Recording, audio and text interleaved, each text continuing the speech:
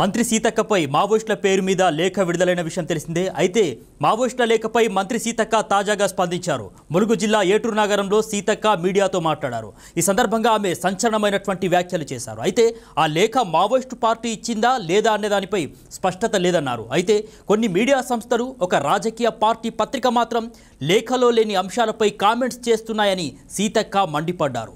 మహిళని కూడా చూడకుండా మావోయిస్టుల లేఖ ముసుగులో తనపై అసభ్య పదజాలాన్ని వాడుతూ తమ రాజకీయ కక్షను తీర్చుకుంటున్నాయని సీతక్క చెప్పుకొచ్చారు.